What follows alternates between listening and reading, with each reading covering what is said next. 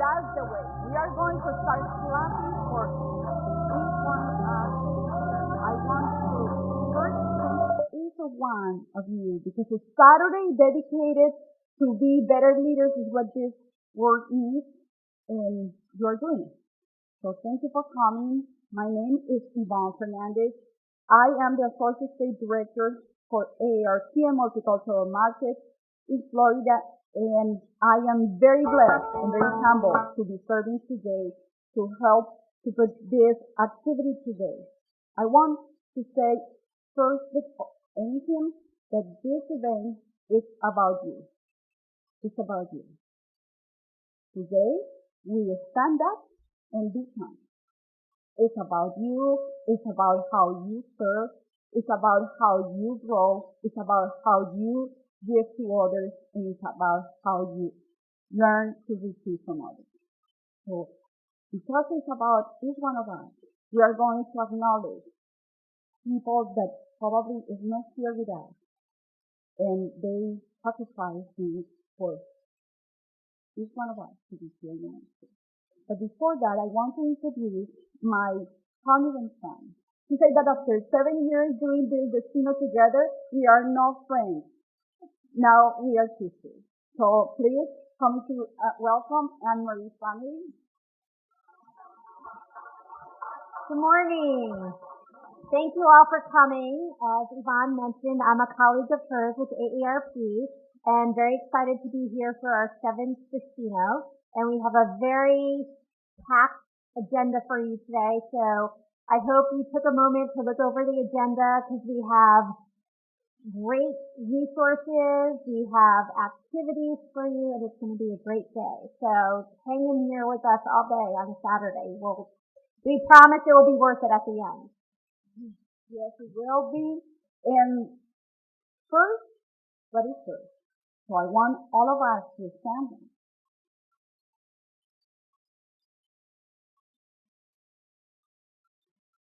A couple of weeks ago, this country celebrated September 11th, a day of honor for those that have been giving their life for this country. So I want us to put our mind in those that are not here, but is the reason why we are. So please take a minute of silence in their honor.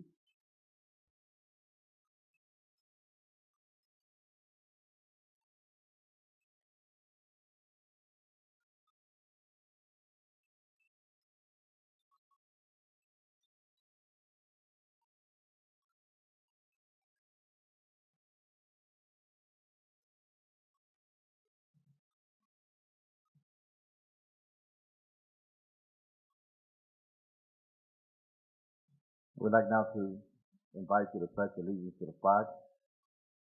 I pledge allegiance to the flag of the United States of America and to the republic for which it stands, one nation, under God, indivisible, with liberty and justice for all. Oh, say, can you see by the dawn's early light what so proudly we hailed at the twilight's last gleaming, whose broad stripes and bright stars through the perilous fight for the ramparts we were so gallantly streaming. And the rocket's red glare, the bombs bursting in air, gave proof through the night that our flag was still there. Oh, say does that star spread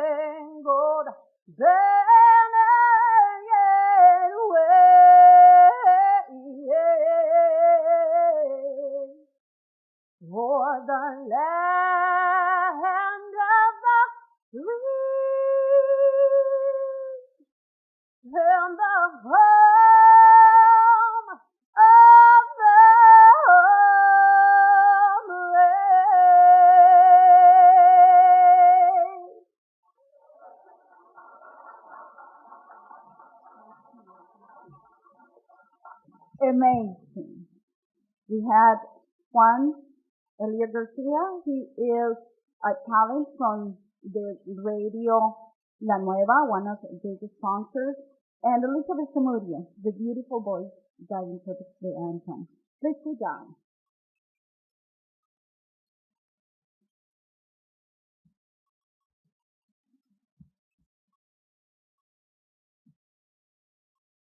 Today wouldn't be possible without our sponsors, and I just want to acknowledge them.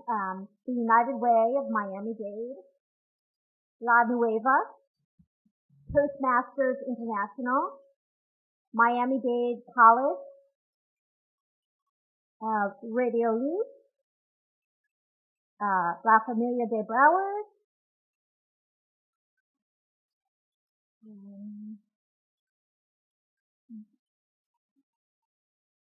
For directors, Jorge Luis Lopez Law Firm, Palabra Sender, Flasco Foundation, FIU, Erica Research, Printing and Science, AGP, Touch. And now, like in every good party, we have a person at home. This event, it couldn't be possible without a great host. And how do you like so far this year? Yeah, but clap harder. For those that have been coming to Destino year after year, you are going to be surprised that today is going to be one day at the university. We advise many of you that get in contact with AARP while we did the registration to wear comfortable clothes, because we will be walking and having one day at the university. And if you never went to the university, this is the day. And if you have been at the university, this is the time to remember and to help others maybe to find the way. Before we move forward, I want to ask if anyone needs interpretation statement. ¿Alguno necesita equipo de interpretación que no lo tenga? ¿Necesita traducción? Si usted lo necesita, por favor, a la entrada del teatro se encuentra una mesa donde puede recibir su equipo para que pueda ser interpretado todo el programa.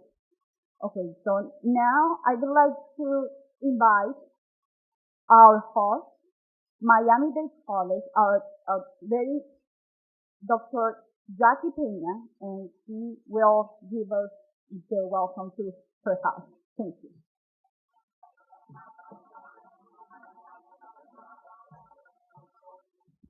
Good morning.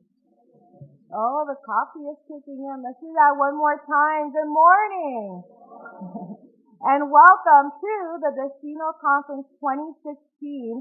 What an amazing event this is. This is my third year attending. How many of you have been to this event before? Yes.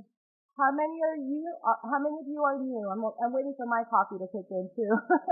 Wonderful. For those of you who were here last year or in previous years, welcome back. For those of you who are new to the conference, welcome to the North Campus and to Destino Conference. This year it is Stand Up and Be Counted. So we have an amazing theme which is very appropriate for this year.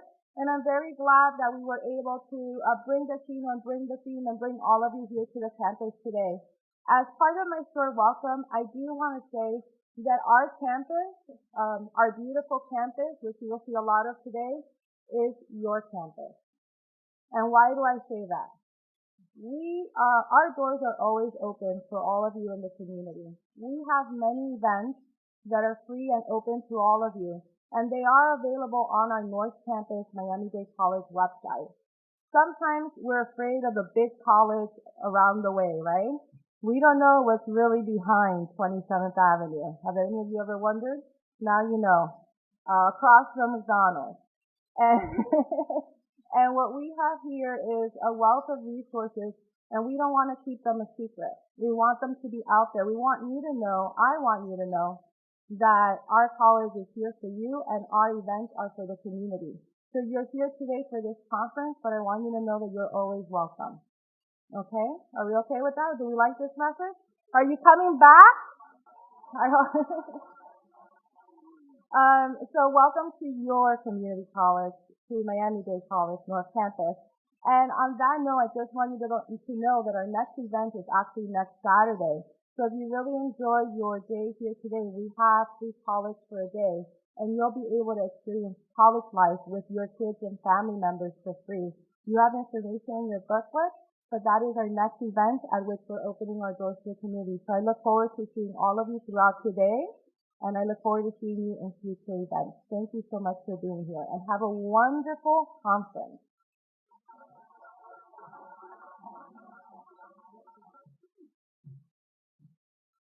And now you got the message. You are leaders, so you guide the way. You learn about the Miami-Dade College and you come back next Saturday with all the people around your church, your family, your friends. Well, now, one of the parts that always moves us the most when we put together the Destino is to find the right fit for the people that we find. If we are going to talk about leadership, we need to find leaders that have been not just talking their way, but walking the way. That's why with great honor, I'm going to introduce a person that I am very honored to work with. It is our speaker for today is Raul Andrews Jr. Raul is the Regional Vice President for AARP.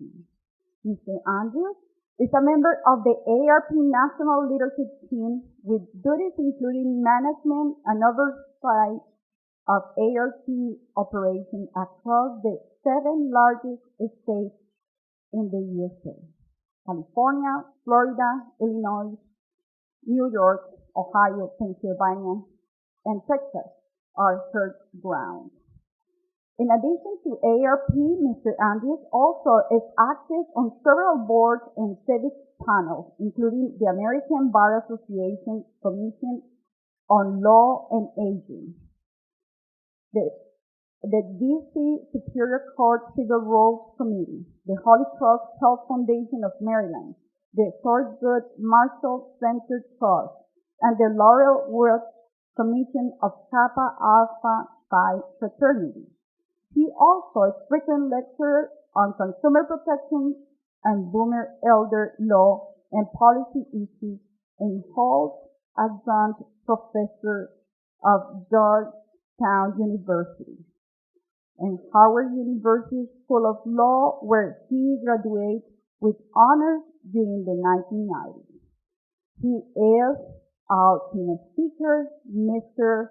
Raul Andrews. Help me to welcome him.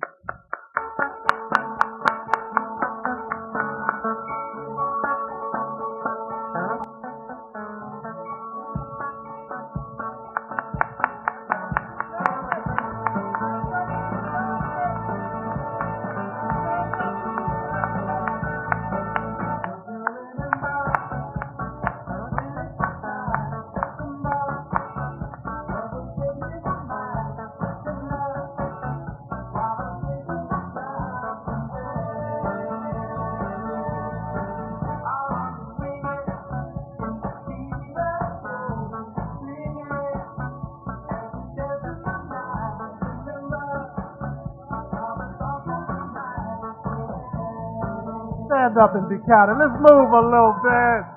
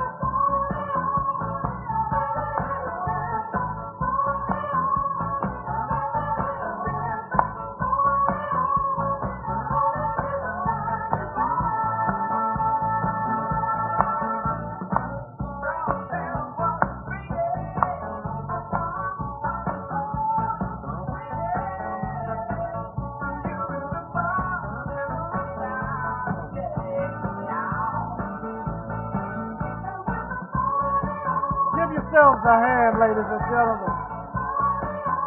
I can finally say after all these years, I am Destino. I am Destino. Good morning. I want to thank our chair, Yvonne Fernandez, Emily Flannery, her co-chair, and the entire planning committee for all that it took to get me down here from Washington, D.C. to come spend a little time with these good folks here at Destino 2016.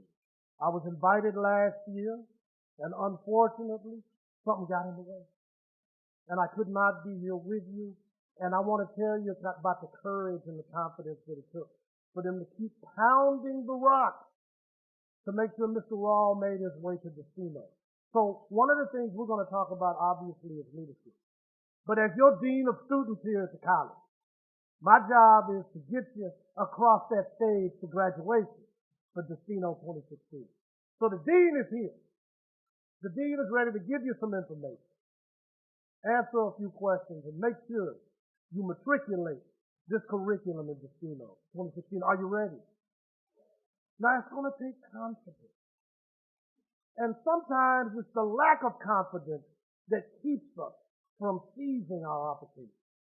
It's that lack of confidence that keeps us from seizing the possibility. And you sit there and you say, Uber is the largest courier of people in the world. They don't own any cars. Airbnb, one of the biggest hotels in the world. They don't own any property. Amazon, thinking about doing some retail stores, but for the most part, they're selling as much volume as Walmart. They don't own any big retail stores because they weren't limited by the possibility. Because they had confidence to stay focused and finish. So our word for the day is confidence. Say it with me. Confidence. Confidence. I have the confidence to stay focused and finish. Look at your neighbor and tell him, I have the confidence to stay focused and finish.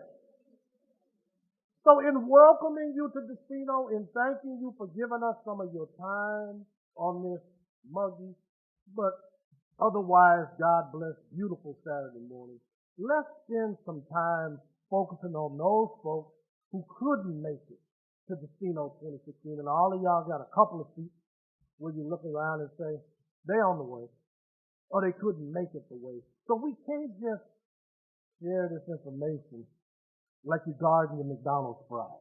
We've got to be willing as leaders. We got to be willing as leaders to not only gather and sponge up this information so we can crack the code, but we also have to be willing to share that with friends, with family, with community, including the person right here who told you you don't need to go there. You don't need to do that. I got things, I got to go to Publix. I can't be worried about Mr. Raw at Destino 2016. Like Publix is going to be closed when he says. Publix going to still be there. The line's going to still be there. They're not going to have any more tellers. They need to have their tellers in here. So, we're going to be focused on confidence. Now, in order to do that, you got to start with your personal GPS.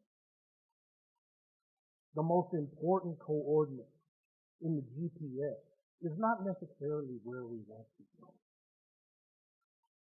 The most important coordinate is not where we want to go. Because if you don't know where you're going, any road will get you there. The most important coordinate in your GPS is where are you right now? And while we celebrate the dreams of what we want to see happen, we sometimes got to take stock at conferences like this to thank God and be so blessed and thankful for what we got right now. It took a lot to get here. Every one of you, whether you're the CEO in your organization or you're the CEO at home, at some point in time every day, everybody's the CEO. At some point in time and every day, you are the CEO. The question is, are you increasing the odds of success? Are you staying focused and to finish? And are you making sure that all these tables is set and that the ingredients are in place to make sure the right decision gets made, regardless, beyond polite, of who's making that decision? Sometimes we think leadership, oh, I'm the decision maker. I'm the decider. Like, that's not necessarily the essence of leadership. Sometimes we got to harness. Sometimes we got to leverage assets and resources, create the conditions that increase the odds for success, and make sure that we're going to see victory on the other side. Now, you heard a little bit about me. I didn't start here. They didn't just add water, and I got all these 7 states to try to oversee for AARP. But one of the things that should have been very clear to all of you is that when you're in a job of leadership, like I am, and you don't see any of your teammates, volunteers, or staff every day, 40% of all of the members of AARP, and that's almost 38 million members, live in the 7 states that Yvonne Fernandez told us. And I don't see any of those members every day from my office in Washington, D.C. And I don't even see the teams that are out there working. So we got to instill some principles, some guiding principles. We got to hold on to some really undergirding values. But we got to stay focused, and we got to finish by pounding that way. So one of the things we want to talk about is deciding where we are. If you're satisfied with the status quo, I thank you for coming, and I give you leave. The registrar out there will get a stamp on your diploma, and you can be on your way to public. But if you think there's something more on the other side, if you think you might be able to find something there, then right here is where you need to be, and we want to take that knowledge. So we're going to recalibrate our personal GPS to find promise, purpose, and prosperity. And I know there's a couple people in here, because there always are. You know, Mr. Rawl, I'm with you on the promise. I love your ideas around purpose. But I got a problem with prosperity. It just doesn't feel good to me. When people talk about prosperity, it feels bad. But that's because they didn't really look at 1 Timothy closely. It is not money being the root of all evil. It's the love of money that is the root of all evil, because I can assure you, without some money, you're not having a Destino. No money, no mission. No money, no mission. So it takes money in the land of milk and honey. But we don't love money. We use it as a means to an end. The late, great Jimi Hendrix once said, when the love of power yields to the power of love, America truly will be great. And that's what we got to try to get back to. So let's get into it so y'all can get on to your class. As the dean, we're talking about staying focused and finished. Zig Ziglar said it best. I didn't make it up. It's not the lack of direction. It's not the lack of time. We all got 24 hours in a day. Everybody said they don't have time. Time is the most scarce resource in all of humanity. You never have enough of it. You always starve for more. And you wish you had more. Time. As leaders, for your note-taking purposes, one of the things we're leveraging at every step is will, skill, and time. If you want to do something great, it takes energy. It takes know-how. But it really does require the application of will, skill, and time. Because you have to make the tough choices, and you're making them every day, Linda. You're making the choices of who gets to bat right now for this opportunity, even though he probably is ready for the opportunity, but it's not ready for him. You got to put somebody in Jim's place. James is going to do. Time is going to get the next part of that tip of it. Will, skill, and time. There is a Grand Canyon worth of difference between being willing to help and being able to help. Everybody not able. But they're willing to help. And sometimes in our effort to be helpful, we create more problems. Leaders have to unring that bell. So as we look at the status quo, you got to recognize in this new age of possibilities in which we sit, the status quo has changed on us. You know, we used to be a Buick. My first car was a 75 Oldsmobile Cutlass Supreme. They don't even have Oldsmobile anymore. My first flight was on Pan Am. They don't have Pan Am anymore. So you're going from a vroom vroom to a beep beep, from an iPod, a boombox to an iPod. Some of us still got vinyl. I wish they had played Earth, Wind, and Fire on vinyl, but that's all right. We got it done. We made to adjust. We adapted. But that's the world in which we're living. Now, we could go to Publix and hide behind the frozen food section and act like it's not happening. But as we measure and will, still in time, as we stay in focus, we recognize that in this new age of possibilities, we must adjust and adapt to it. We don't have to be of this world, but we're in the world. And if you want to seize those opportunities as they present themselves to you, as you ready yourselves for them, you got to understand where we are. Because sometime in those winds of change, you're going to find your direction. Everybody loves progress. Everybody loves progress. Everybody hates change. Everybody hates change. Don't invite change in here. We don't have no speech. We sold out. Change. But if it's progress, we want it. So let's talk about how we got here. How did Mr. Raw get here? That is my sainted maternal grandmother, Miss Maggie, in Stone County. Now, like Florida, Texas has had an interesting race relations history. And my grandmother was the head of all cafeteria services at the Booker T. Washington School in a little town called Tigg, Texas. Tigg is 150 miles north of Houston, 150 miles south of Dallas. If you close your eyes and blink on I-45 going north, you're going to miss the exit to get off the field. Population 4,029, even on Fridays when they play football. Population 4,029. So she's the head of all cafeterias. Leadership. Hire, fire, train, order, buy. Select the menu, get the utensils, so forth and so on. Head of all schools. Texas is on fire. The whole South is on fire. Race relations. And then all of a sudden, we have a civil rights movement. Civil rights movement that paved the way to have me standing here in front of you and having you sitting in front of me. But the reality of it is, there were some consequences of the civil rights movement.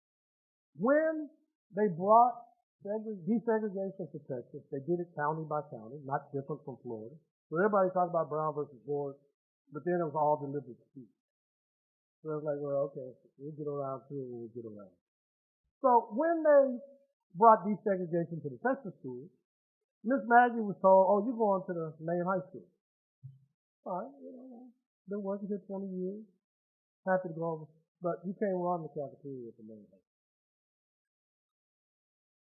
Okay, well, I mean, that's what I've been, well, yeah, but we can't have you being responsible for hiring and training and ordering and the cash register and the menu.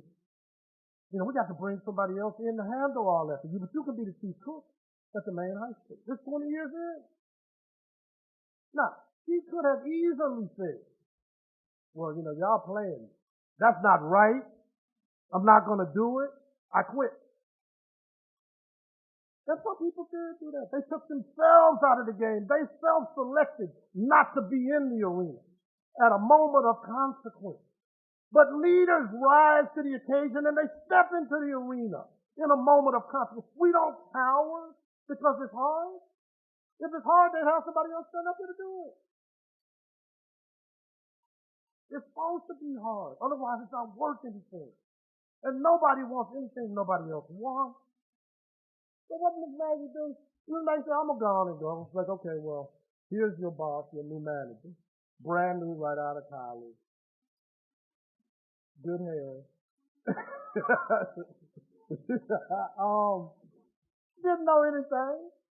Had to teach her everything. Here's how you do payroll. Here's how you set the menu. Here's what happens when the parents come. They're mad about pizza and corn dogs.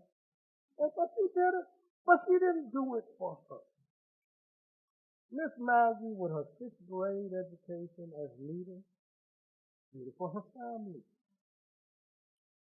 So that picture, believe it or not, is old Mr. Raw back in like 88, 89. with Miss Maggie. I was home because she had had a stroke. She was sick my entire 3 years of law school, but had a major stroke. And my job was to come home to tell her not to fly to Washington, Kentucky for my graduation. Now, knowing the kind of woman Miss Maggie was and make the best hot water cornbread you ever tasted, Miss Maggie, when I said, they got Betamax, Grandma, everything is going to be good. You'll be able to sit right here in this chair you're seated. We're going to put the case in. You'll be ready to go. The words she said to me that day, just as audible as they are today. Baby, I'm going to be there. Just make sure you're there. Baby, I'm going to be there. Just make sure. Isn't that what we want from our leaders? Because when we show up ready to perform and the leaders are like, I got to talk to legal.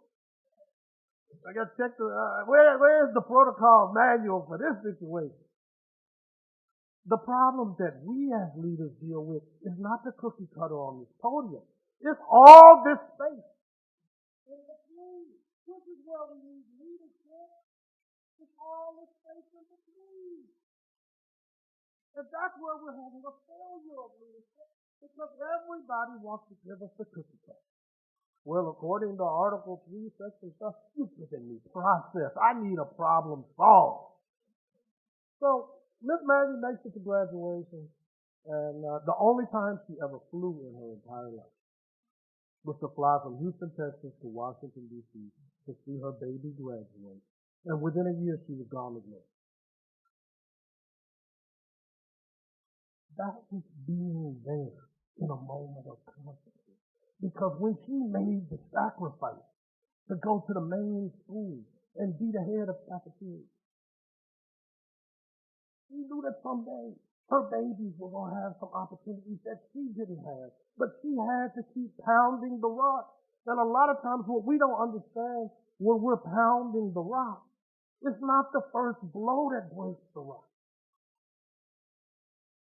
Then you're not going to break the rock doing this. You've got to keep pounding the rock. And as Jacob Reed told us, when I see that guy pounding the rock, I recognize it's not the first 100 blows that broke the rock. It was that 101st blow. But in that 101st blow, all those 100 blows before were important. They were critical to making sure we could pound the rock so we can increase our odds for success. Well, you all know a little bit of something about AARP, otherwise you wouldn't be here. But our founder, Dr. Ethel Percy Andrews, is notable because at the age of 73, for those of you who think you retired, I don't even like that word. Just when you write it down, retired. I ain't tired. I ain't no way tired. So, Dr. Andrews was 73 when she started AARP. I don't know if she ever thought it would be $1 billion organization. Probably not. But she knew there was a need, there was a breach in leadership, and somebody had to stand in for those who were aging without dignity and purpose so that they could age with dignity and purpose. So, I'm not going to get into the chicken coop story, but as you see me throughout the day, I'm going to tell you about the chicken coop story because what drives everybody who's affiliated with AARP is the chicken coop stories in our DNA. So whoever your favorite person is at AARP, volunteer or staff, you go to them and say, please tell me the chicken coop story. Because all I hear about is the discounts and the insurance and all that. Never heard about the chicken coop story. Go to the person you know and say, I'm just a guy from Washington who used to live in Texas. I could tell you anything. But if you go to the person you know and say, that's leadership. I'm delegating. Y'all don't have time because you won't delegate. You got to do it all yourself. Pass it off. That's why you got a team. Right? So what Dr. Andrews said is that as you are, however you show up at the moment of truth, that's how your organization is going to be. That's how your family is going to be. That's how your Destino is going to be. However you say, if you drag, I can't believe I got to give up a Saturday, get on an airplane, fly all the way to Florida. It's going to be hot. It's going to be muggy. My hair, what's going to happen to my hair? But the one thing I love about Dr. And you need to get the stuff out. Don't even be bashful. Text, tweet, Facebook, whatever. This is what I want you to put as we set the world on fire right now. Get your stuff out. I know you got it. Don't be ashamed. Don't be hiding. You praying under the dean say you can do it, you can do it. Dr. Andrews said, if you don't have vision, leaders, you don't have vision. You will have supervision. Why you micromanaging me? You always on my back. You on my neck. Let me go. Let me do. You don't have vision. You're going to have some supervision. So when your people checking you about why you always checking in, it's their lack of vision, not yours. Maybe you need to give them a day off, go to eye doctor or something. They can't see. So, the longevity economy. I want to say a brief word because a lot of times when we talk about harnessing and leveraging our assets and our resources, we don't understand our collective buying power. So you can take a snapshot of that. But if baby boomers, 1946 to 1966, if baby boomers were a country, baby boomers all across the United States would be the 5th largest economy in the world. So while all the Mountain Dews, and it's no offense to the Mountain Dew generation, who's paying the bill for that smartphone? Some of y'all don't have smartphones because you didn't bring them out, you still on pen and pad, but your grandbabies got them. Your kids got them. But to whom does the bill show? The leader. You wait for somebody to come pick you up in a car you paying for. The basement that you thought was going to be your man or your woman cave is being occupied by somebody who already got their degree. There's no offense, Mountain Dew. There's no offense. About $3.4 trillion a year. It all goes back to will, skill, and time. It all goes back to will, skill, and time. Do we have the will? Normally, will is the hardest to make. Because still we can look at a resume and even if we give 20% for fluff, then pretty much that's who they are. The time, we either going to make, you tell me how you spend your time, you tell me how you spend your money, and I see how you spend your time. You tell me how you spend your time and you tell me how you spend your money, and I don't care what you say, I can tell you what your priorities are. I can tell you what your priorities are at home, I can tell you what your priorities are at work, and I can tell you what your priorities are at the casino. How do you spend your time and money? And well, I don't have a choice. I got to do what? Hey, that's the will. That's why it's hard to measure. Now, let me say a quick word about skills so we can move the agenda. When it comes to skills, we need to keep in mind that, and this is another quotable moment, if you are that, ladies and gentlemen, then you need to stand up and say you're that. Stand up and be counted. I am that. If you're not that, stand up, step up, and become that. Take a step back and go get your stuff, whether it's at Destino or anywhere else. You don't have to puff it. If that's what you want to do, go figure out what it takes to do it. Or talk to somebody that can help you explain what it took for them to do it, because that's really where the will comes in. Because I'm going to tell you what it takes to become RVP of a nationwide region, and then you're going to say, well, I'm not trying to do it. I want to be it right now. Like, well, they can't just pour it into you. It's going to take some time. It's going to take some work. You're going to have to pound the rock a while. Well, I don't have time. Like, well, Mountain Dew still making, whatever. You got time. It's a 35-year-old Raw right now watching game day. He's not going to catch me today because I'm here with you. I'm working it out. Y'all here with me? You're working it out. I know he's on my heels. Listen to Mr. Raw out there. Like, oh, I could take him out. I'm 6'3". I look like he used to look in 1988. I got a full head of hair. But he's not going to show up on the arena on Saturday at 9 o'clock in the morning. If he's out, he was out too late last night. Yeah, I was in bed. And I had a good meal. But I was in bed. He was still out. Turning up. Where you turning up, ladies and gentlemen? Where are you turning up? You turning up from 9 to 9? Or you turning up from 9 to 5? Mountain Dew turning up 9 to 9. They just getting in. I'm going out. I got on my armor. I'm ready to go. Like, oh, did you wash my clothes last night? United States, 314 million, 105 million, 50 plus. You got about 78 million boomers. Y'all already know the stats. You got 10,000 boomers turning 65 every day. But all across the world, because I know we have some folks in the international community, there are 1 million people turning 60 every day all across the world. And most of, 80% of those people turning 60 are in what they call developing countries. So the numbers are coming. I don't know what Mount Dew going to do about it, but the numbers are growing. If we could figure out how to harness that will, skill, and time, exert some confidence, stay focused and finished, we might get something done.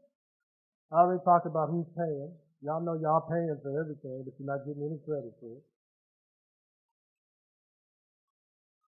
So, as I close these remarks, let's just do a quick review from the dean about how we're going to seize the real age of possibility. And I know some of you want to write, but some of you want to take a picture. So I'm not going to even hold you in suspense. I'm just going to put them up there, all your notes right there. The dean has done it. Forget the dean of hand. The dean is giving you all the cheat sheet. You can just take a picture of it. You don't have to. So, got 7 keys to increase our odds of success. Right? So you got to keep that dream alive, even on your worst day. Even when the person who told you you don't need to do all that, you don't need to come, they're challenging your will to go where you need to go. Mr. Raw has 5 rights. And I promise you, if one or more of the rights is wrong, you're wrong. You got to have the right people. You got to have the right place. You got to have the right time. You got to have the right cost. You got to have the right activity. If they're doing the right things in the right time, at the right place, at the right cost, right people, you're golden. But you take any one of those rights and you cancel them. Wrong people, right place. Right venue, wrong cost. All of these things. Everybody where they're supposed to be doing the wrong thing. What's that? You got to line up those 5 rights, harness them along the lines of real skill. And then you got to stay focused and finish.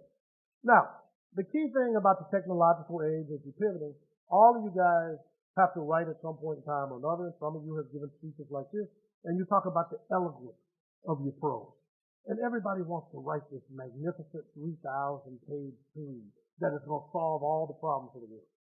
And everybody's skimming. Everybody's flipping. Hey, did you check a lot? Yeah, I looked at it a little bit. Right? Nobody reads in the 21st century. And Topler said it is in the 21st century, it's not the people who can't read that are illiterate in the 21st century. It's the people who refuse to learn, the people who refuse to relearn, and the people who refuse to unlearn. But nobody's reading. If you can't tell me in 140 characters, I'm not interested. If you can tell me in 140 characters, I'm going with you. We're not taking care of ourselves. For the sake of business, for the sake of the agency, for the sake of the firm, for the sake of the company, for the sake of the family, we're getting everybody to the doctor. But we're not going ourselves. I'm just going to run into the public and grab some over the top. We must, in order to get into the ring, take care of ourselves. And then pump the brakes. 50% of everything you don't do when you exercise in real skill and time is a win.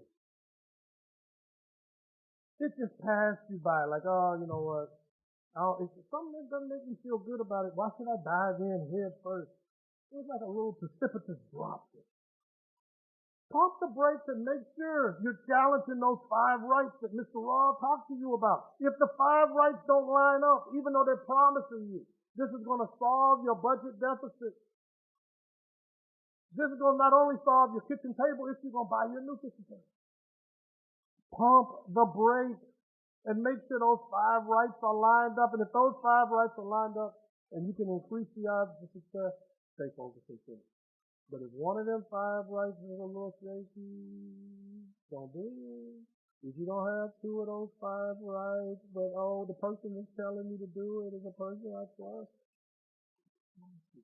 Think about over the last week anything you didn't like that happened in your life, and apply the 5 rights of Mr. Raw. And I promise you, one of them rights went wrong, and that's how you ended it. Now, because we've already talked about prosperity. You get what's coming to you. You've gone from learn to earn. You take that L off. You got to learn, then you're going to earn. So once we earn, we're not trying to be greedy. We want to get what's ours, render what's to God, and to Caesar. Once we get ours, don't be greedy. Get yours and go. But accept nothing less than what you're entitled. Do not accept less. Accept nothing less. Right? Bring your A game. Some of y'all just got up and got dressed. Others of you been thinking all week about how you want to show up at Destino. The good news, as the dean will tell you, you got all day to get it right. You can recalibrate your personal GPS. Is there anywhere else you can be today? Yeah, there is. But you made a choice to be here. Go all in. Because if you tell me this wasn't valuable to you at the end of the day, then when I go back to Washington, they're going to say, Mr. Law, what you think about this Destino? Should we keep going? Should we keep funding it? Or should we pull the plug on Destino?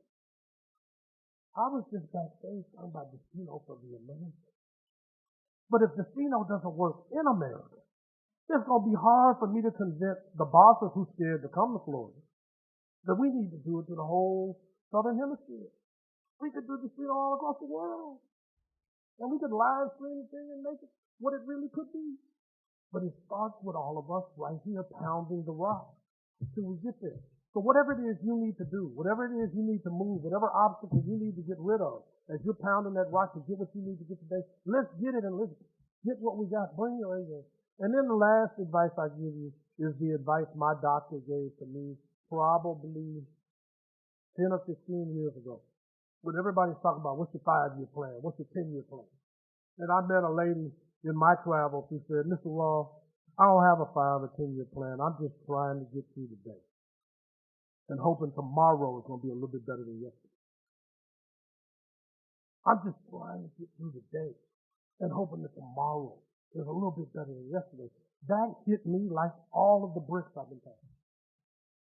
I said, the doctor said, you're going to stress out or stroke out trying to solve. Your name is Andrews. It's not Atlas. Your name is Andrews. It's not Atlas. He said, just win the week. If you're so busy trying to get victory. And if you win the week, pause, celebrate the win, and get ready for another. But when you get set, and you will get set, don't say, well, it really wasn't my fault. You know, they didn't show up. I didn't give what I... Just acknowledge that you lost the week. Go check them 5 rights. And like, how did we lose that? You took a loss. And it's tough when you lose it on Sunday or you lose it on Monday and you're just trying to mitigate your loss all week. But if you lost it, be honest about it, go course correct, then come back again. We got 52 weeks to get it right. Do you know what kind of month you had? You string together 2 or 3 great weeks together. And then all of a sudden, you string 8, 9, 15, 16 weeks, and the next thing you know, half the year has been spectacular. And all of a sudden, about 40, 45 out of 52 weeks, you won. You're like, that's pretty good. You're not going to win them all. You got the Harlem Globetrotters. And they win that game. We don't know what the circumstances are going to be every day. So, keep the dream alive. Recognize nobody reads. Take care of yourself. Pump the brakes. Don't leave money on the table. Bring your A game. Just win the week. Can we do that? Do we have the confidence to do that? Do we want more? Will we accept less? Will we accept less? Will we accept less? Stand up and be counted. Thank you, ladies and gentlemen.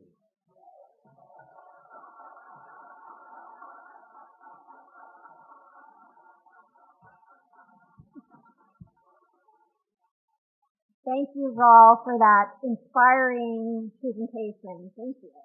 That's a little icon up there.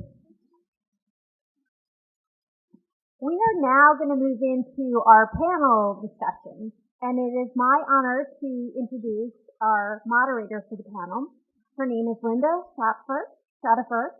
She's the director of the Community Initiatives at the United Way of Miami-Dade, where she provides leadership for grant making and community impact work. She directs the Health Impact Area. She leads United Way's Developing Older Adults Initiative the family-wide prescription medication discount program, nonprofit capacity building, and other initiatives. A proponent of efforts to strengthen nonprofit boards of directors, Linda has facilitated board discussions, evaluations, and priority sessions. And Linda will be the moderator of Leadership Counts, our panel discussion. Please welcome Linda.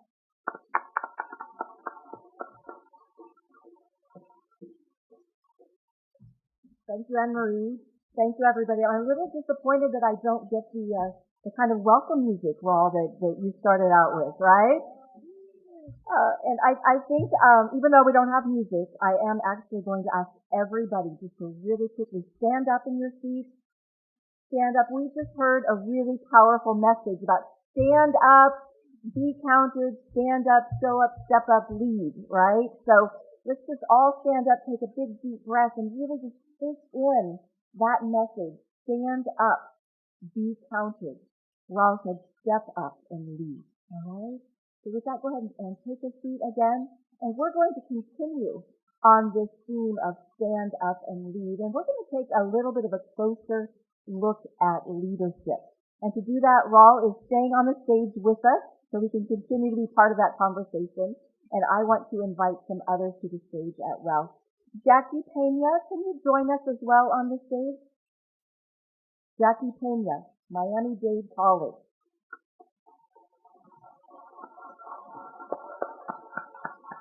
Dean of Academic Affairs at Miami-Dade College. Thank you, Jackie. You can have a seat, all right? Let's fill in the rest of the panel as well. The next person I'd like to invite is Lee Tony. Lee, go ahead and join us on the stage, please. Lee is the Executive Director. Thank you, Lee. Lee is the Executive Director for the Terry P. Meek Center at Miami-Dade College. And the Entrepreneurial Education Center in particular, which has been here since 2002. And I think one of the most impressive things when I look at the body of work that Lee really represents on the table is her ability to really reach people. Through Miami-Dade College and the Entrepreneurship Center, they're reaching 3,000 young people every single year to introduce them to entrepreneurship, inspire them, and empower them to be entrepreneurs. I know it doesn't stop there, and I also just want to take this quick opportunity, Lee, because you have another fantastic program that is called Back to Work 50 Plus. Now that I'm 50, I tune into anything for 50 plus. This is a women's economic stability initiative that is supported through the AARP Foundation. They do job search, coaching, and support for women and some men as well. You're welcome. And they have some really neat programs, free programs, coming up in October. So I wanted to make that commercial in case you all wanted to connect with Lee. You can help spread the word and help women and men 50 plus get back into the workforce. Thank you very much, Lee. All right, I'd also like to welcome to the stage Quadira Piart. Quadira, please join us.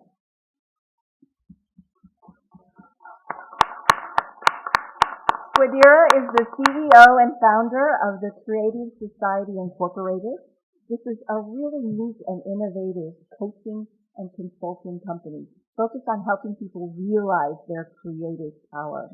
One of the neat things, I've just met Quadira recently, and one of the things that really stood out to me is her nickname.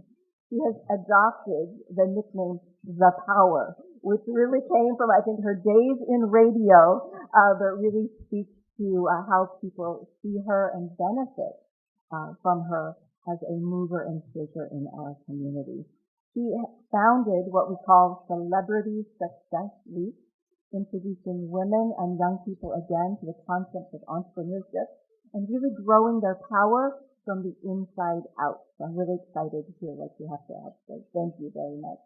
And last, we have one more seat at the table for George Louis Lopez.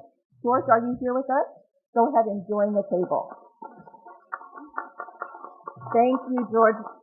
He has been practicing law since 1987, but in 2007, he established his own governmental affairs practice. He is best known for his expertise in political campaigns as well as fundraising. He is also a significant community philanthropist and has served on so many boards, committees, panels in our community. So I just want to share a few with you so you can get a sense of the scope of really what he is contributing to our community as a leader.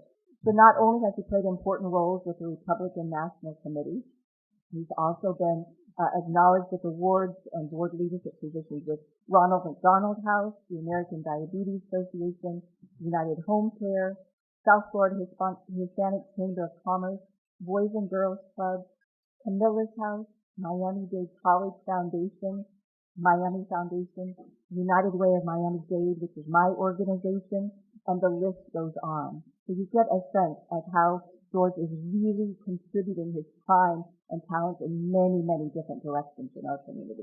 So thank you all for joining us. So a round of applause for our panelists, please.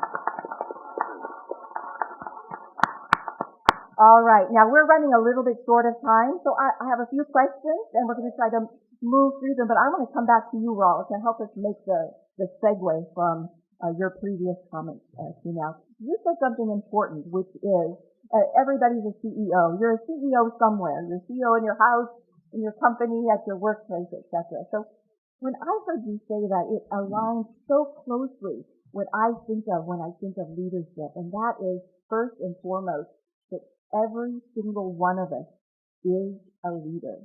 Every single one of us can be a fantastic and phenomenal leader. So I want to put that back out to you again and ask you, how much do you agree with my thoughts that everyone is a leader and why? I agree 100% because I've seen that kind of leadership in action. And I can tell you quickly, when in 2009, 2010, before a major law was passed by Congress, we had a faith-based education platform where I was speaking at about 3 churches about the new law every month. And what I would find from time to time is they'd always have somebody introduce me who was a potentate in the church, but they weren't really knowledgeable of me.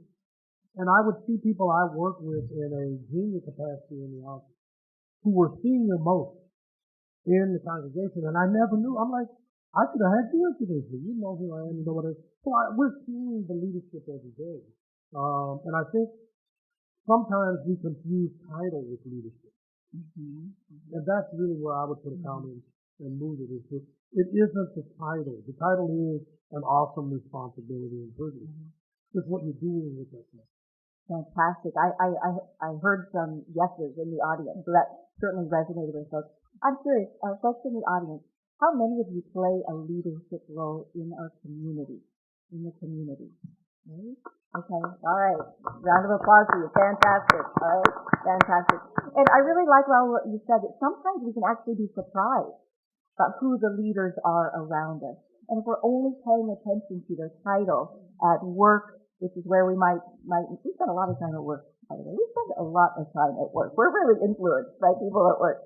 But if we don't know people beyond their title there, we could actually be missing out on understanding all the leadership that surrounds us and who we can tap into and learn from and continue to grow ourselves. So thank you very much for that. Right?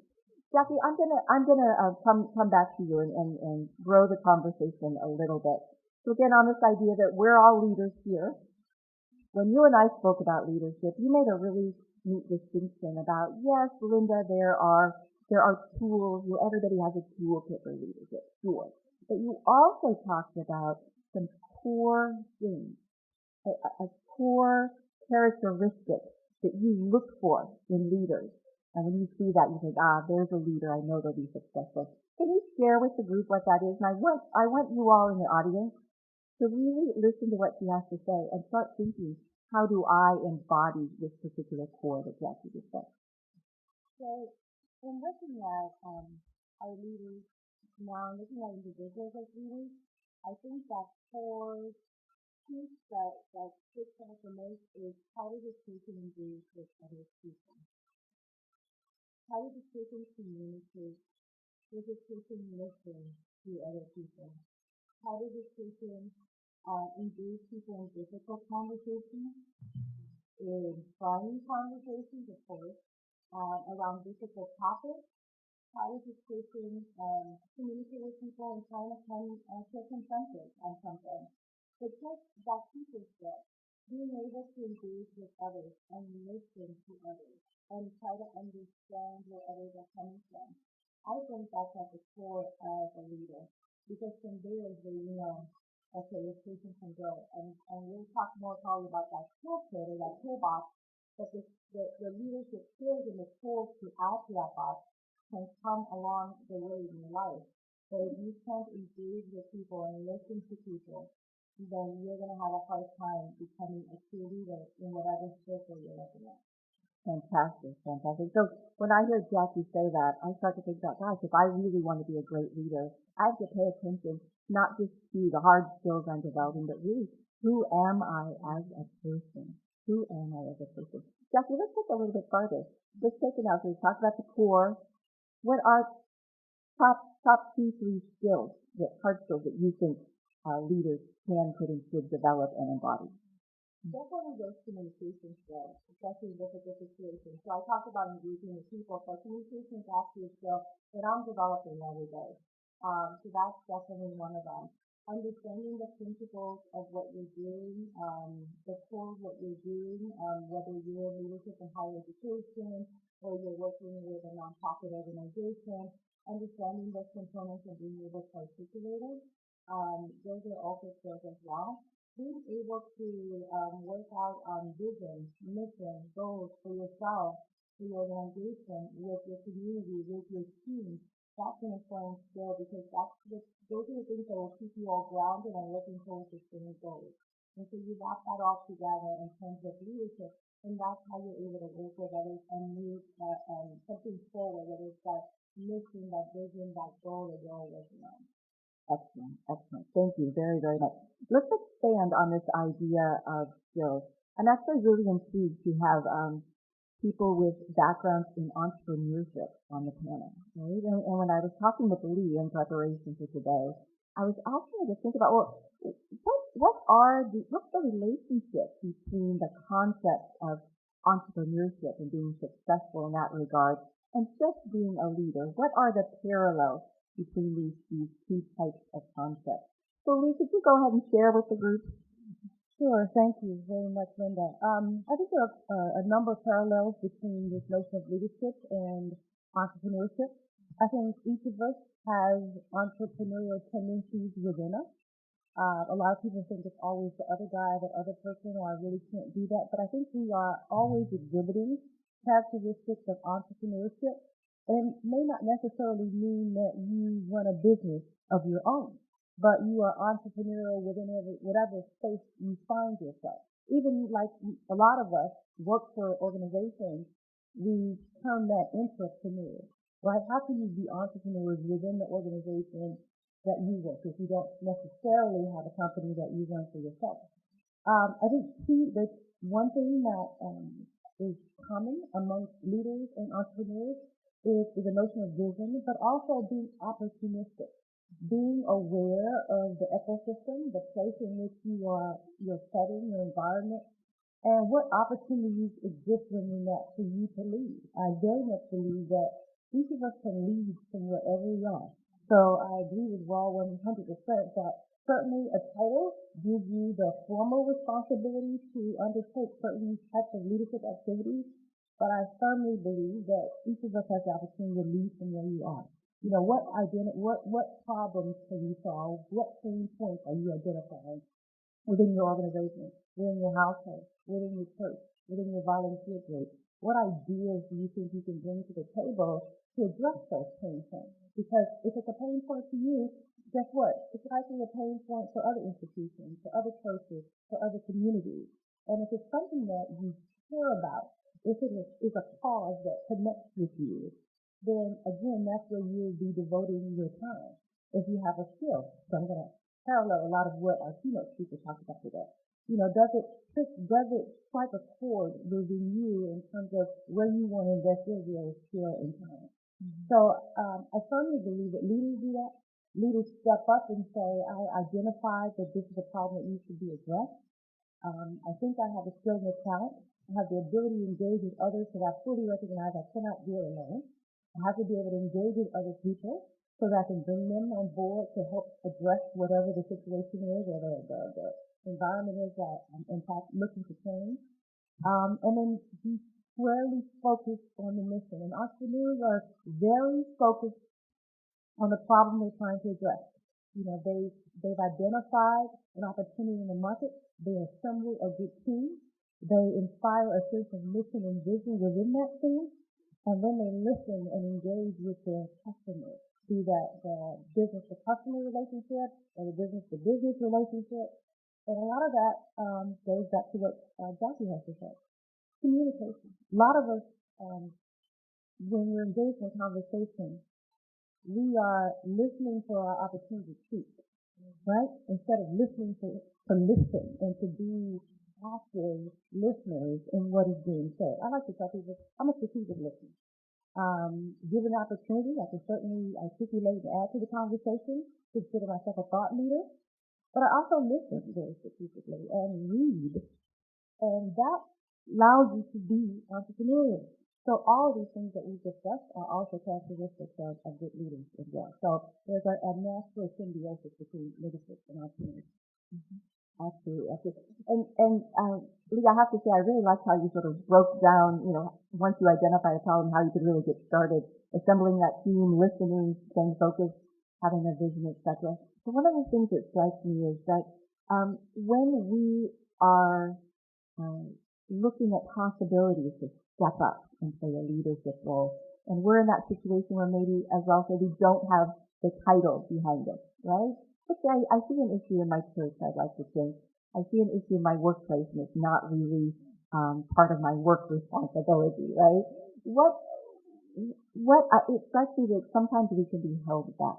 So, Lee, I'm curious, when you think about leadership and taking those first steps to really stand up, show up, and start to lead, what suggestions would you give folks for overcoming some of those barriers that have opened up? Well, let me tell you what I find really, really inspiring in our society today. I see that people talk a lot about the Mountain Dews. I guess you're referring to the millennials. Am I hearing you right? Well, the thing that I work a lot, obviously I work at a college. I engage on a day-to-day basis with young people. And the thing that I find so inspiring about this generation is it's not there, they just create it.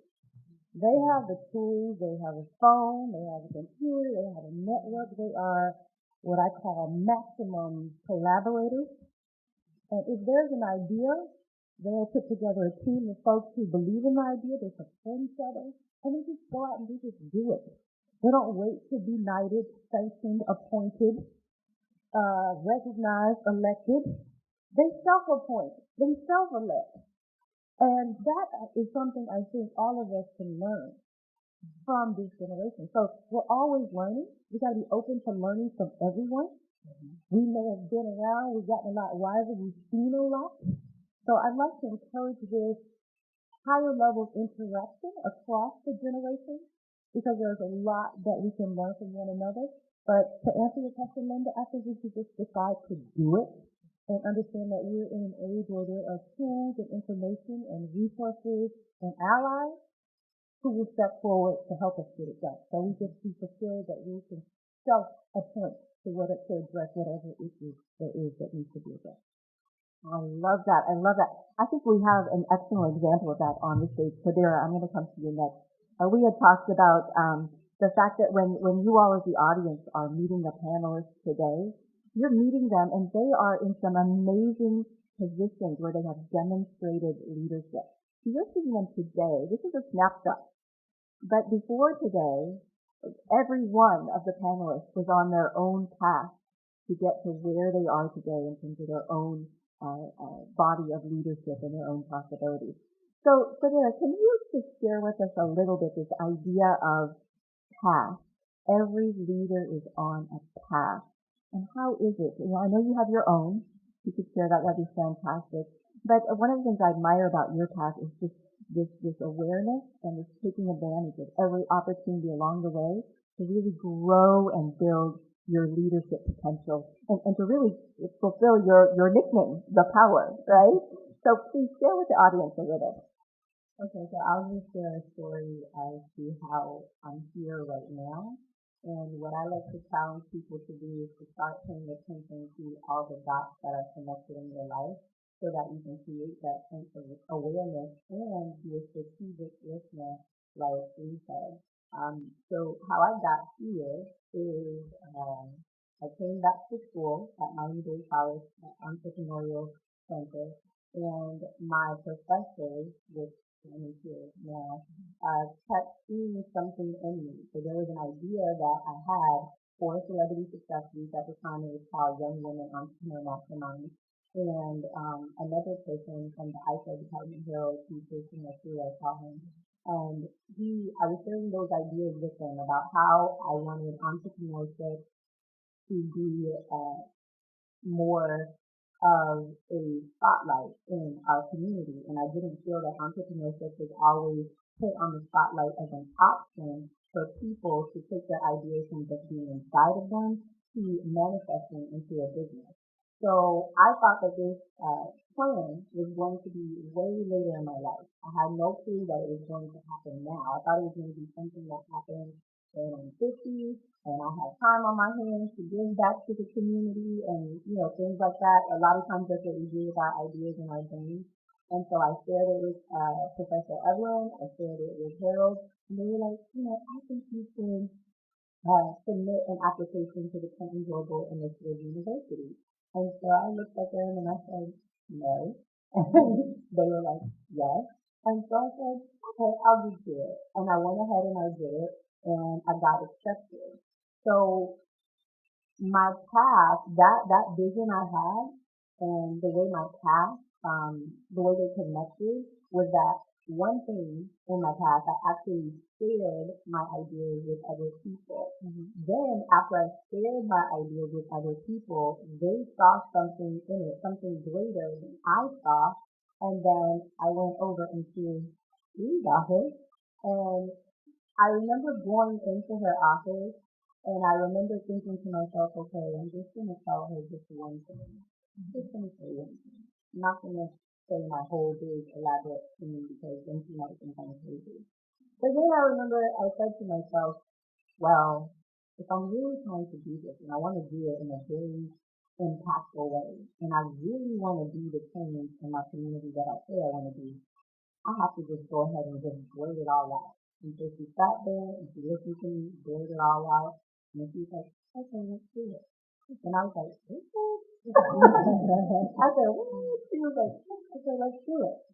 So when it comes to past, had I not come back to school, had I not voiced my ideas to my professors, had I not stood up and be counted, showed up every day in class, showed up in my community, shared my ideas, shared my vision and my dreams, my path would not continue to unfold.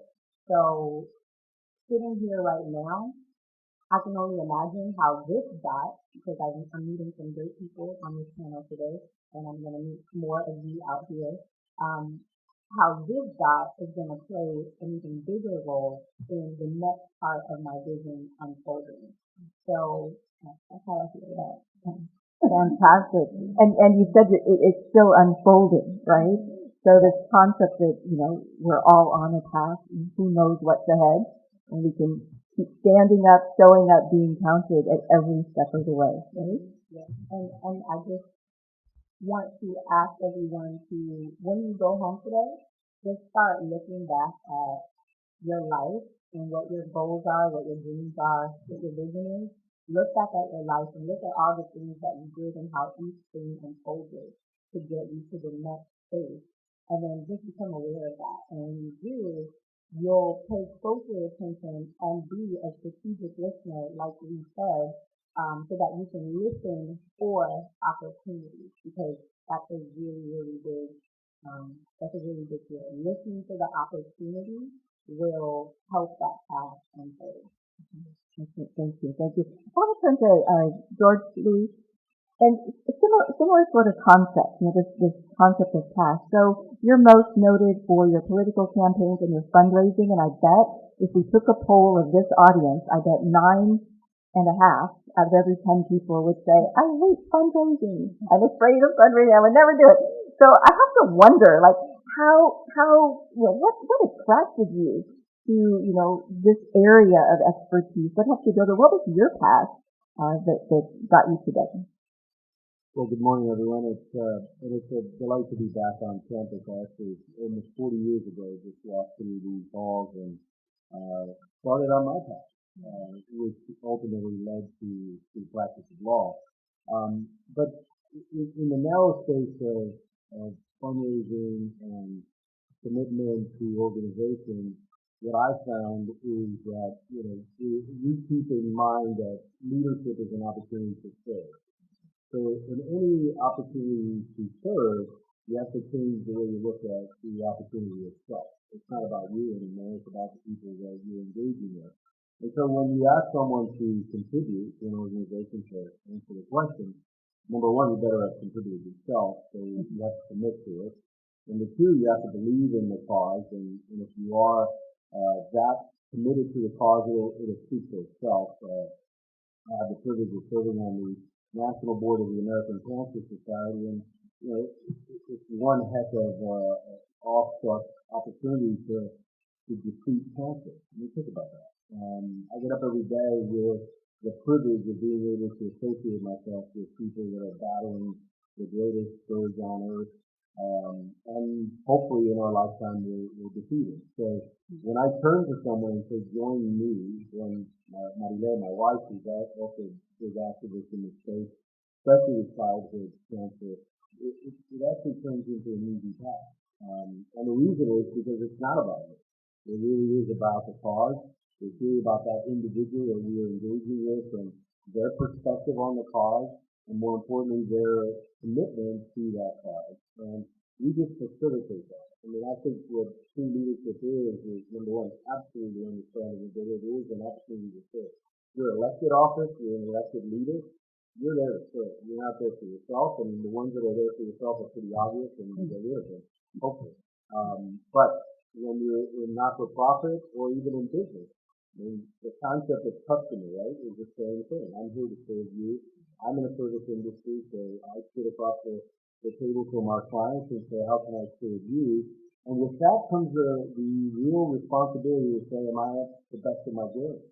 Am I doing everything I need to do? How do I learn a little bit more about what I need to develop in terms of personal skills or knowledge base to help my clients and focus? And so whether it's on a volunteer basis or on a paid basis in terms of the service we provide our clients, it's very important to understand that we're there. We're privileged to be known as leaders, but we're really there to serve. And it is an opportunity. That's fantastic. So you mentioned political leaders a moment ago, and it brings me back to this idea of parallel. So in the political arena, you've worked with national, state, and even county political elections, etc. Is there much of a difference, George, between those kinds of leaders in those arenas and the community leaders that you meet at some of the nonprofits that you support? I mean, is there a difference or a similarity? It's very interesting to see what you thought about it. But what you find is that at the highest level, you have leaders that is very, very quickly can make such great impact. But the truth is, at the local level, they have the biggest impact because they affect your daily lives, everything from your school boards and your city council, and they're making decisions that affect us on a daily basis. But the truth is that in order to be able to influence those folks, it really is the purity of your cause that matters. I know we have this great concept of money influences, and it does. I mean, I'm not going to shy away from that. But the truth is that what's right is right, and the most effective advocacy and the most effective way of communicating that is just to deal with it, and people can see whether you're genuine or not. I have a great story that I love to tell is the way we tackled homelessness in this community. Many years back, I had the privilege of serving in the government in our technology became mayor, was a commissioner at the time, but Mr. Albert Chapman took a leadership role in that position in this with regards to homelessness. And we had a meeting with the Secretary of Housing, and they actually said they weren't going to give us the money. It was a $25 million grant. And Mr. Chapman basically looked at Secretary, I mean, she's pretty powerful person, 106 years at the time, and said, by the grace of God and our hard work, I'm going to convince you to give me $25 million. And he did. And it wasn't the merits, it wasn't the politics, it was from different parties. It really didn't matter much to the Secretary of South Florida. I mean, in the context of geopolitics, it meant nothing. But it was Mr. Chapman's conviction, his passion, and his relentlessness. I mean, that made a big difference, and we're living in a better community, not completely, but in a better community as a result of it. Fantastic. So he truly did, as you said, embody that commitment to his cause, and it made a difference, right? He's a very inspiring person, Alex Chapman. A lot of people speak about him when they speak about leadership and progress in our community, and the resulting homeless trust in our community that came from that work. So I imagine that everybody here at the panel has been inspired. George, is there anybody else along the way that really inspired you in a significant way and well? I mean, we're all here because someone cared enough to help us get to where we are. I mean, my wife inspires me every day, and we have 5 children. How she manages that, and I'm the 6th child, right? But truthfully, my mom and dad. I mean, I've always felt an only child, a refugee. I mean, just putting in context, I know we have this sort of national debate about immigration. I mean, Cuban Americans, we're refugees. I mean, this great nation accepted us, and we didn't know where we were going. And to be able to have parents that cared enough every day, woke up, went to work, accommodated us, that's the greatest influence. Even though I have, and I've been privileged to meet and work with some very influential people in the West, honestly, at the end of the day, I still look at them and thank them for everything they've done. Fantastic. I'm going to come back to Jackie with a similar sort of question. What inspired you to really pursue the path you have, pursue the leadership positions that you have? What's really behind that? I think that the first thing that's part of why I do what I do is a passion. I found a passion. I was lucky enough I was lost. I didn't know what I wanted to do with life. And I found a passion when I first started tutoring children in the South Bronx. And then I needed a job while I was in college. I had 2 jobs, so I needed a 3rd job. and I figured I should probably work on campus. And I got a tutoring job on campus. And I tutored one student, and then I tutored another, and I said, I really love this. And then I said, let me try a small workshop. And I loved teaching the workshop. I was scared, but I loved it. And I learned from the experience. And I said, let me try a series of workshops. And then I built on from there. And then I said, you know what? I really love this. I'm working with students. They're learning so much. Let me teach a class. And then I became a part-time teacher. I taught 1 class. Then it was 3. Then it was 5. And then I said, wow, I could be a teacher full-time. And then I became a teacher full-time at a college, a community college in a poor Hispanic community in North Massachusetts. And then from there, I just kept growing. One experience led me to another opportunity. I joined a committee that was working on something I was passionate about to help our students. I took a leadership role on that committee. Then there was another committee and another committee, and we could revise curriculum to make the program better for our students. And little by little, year after year, I just learned from each opportunity. Saw, wow, I love this. I'm making a difference. I'm working with a wonderful team, and then learning and growing to the next opportunity. And I think that inspires me is following that passion, but also working on helping my students find that passion, that interest and that passion. So then we can map for them or help them or hold their hands in mapping from academic pathways, from career pathways, some life pathways to where they want to go. You don't become, you don't go from tutoring one student to saying, okay, tomorrow I'm going to be the president of a college or the dean of academic affairs, right? You start with that one student, then that one class, then that next opportunity, and it's definitely a pathway, and every opportunity is a new opportunity to be inspired, to engage in that passion and to keep growing and to be doing that with a group who at the same time they're leaders themselves and working together on that common vision. So I think that that's what inspires me day to day. Even to wake up at 5:30 in the morning on a Saturday like all of you who are here today for these wonderful opportunities. Thank you. Thank you. So you mentioned being scared at one point, right? Oh, with that first workshop. Jackie had confided in me that for that first workshop, she actually was terrified of public speaking. Can you imagine volunteering to do a workshop when you're scared of public speaking? So I find that very, very impressive that you pushed through that. You stood up and pushed through that and forged the leader that you are today. I want to invite Kadera in on that particular topic. So, Kadera, this idea, I mean, you clearly in starting up your own initiative, I mean, you took a big leap there, right? And you also, when we spoke, talked about, this idea of fear. So if you had suggestions for folks, how do we, the rest of us as leaders, how do we get past our fears, push past it? What's your experience there? What would you advise? Well, the way that I push past fear, and I push past it every single day, is that I really take the time to understand what it is I am afraid of. What is it that is really scaring me? And then look at, okay, if this is really scaring me, I'll say for example,